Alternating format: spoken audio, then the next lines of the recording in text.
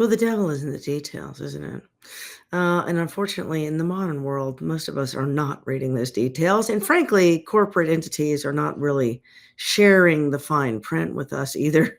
Hey, it's Dr. Toker, your friendly neighborhood colorectal surgeon, and we've been talking this week about the yin and the yang of omega 3 and omega 6 fatty acids and how they need to be in balance.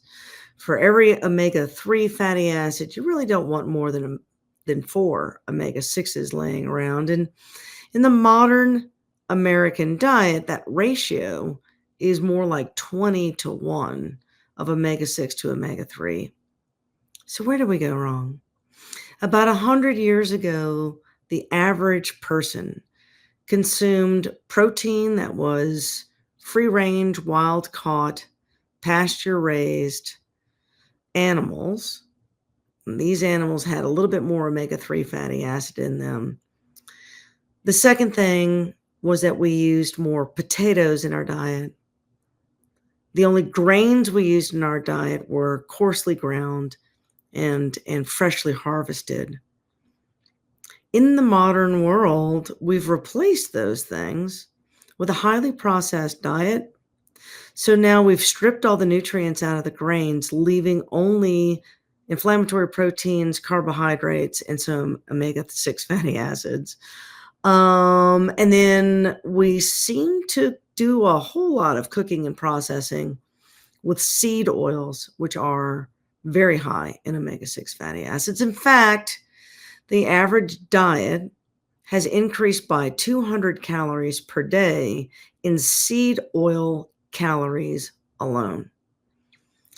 So you can take an incidence curve of illness, chronic illness, whether it's autoimmune disease or inflammatory disease, gut issues, heart issues, mental health issues, and you can plot it directly against our consumption of seed oils and omega-6 fatty acids.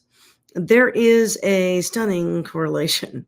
So among the many things I do suggest to people is live your life in balance. I'm not saying this is the only reason people are struggling, but I am saying that there's a correlation there. And it's a correlation that you can do something about to try to improve your heart health, your mental health, your gut health, and your overall health. And that is by focusing on organic, whole foods that are high in omega-3 fatty acids and try to avoid the processed foods with processed grains and seed oils, which have far too much omega-6 fatty acids than we know what to do with. I hope that clears up the issue on omega-6 and omega-3 fatty acids. It is far more complicated than what I just described. However, it's a little food for thought, and it's something that we can all start making a small change in our lives today.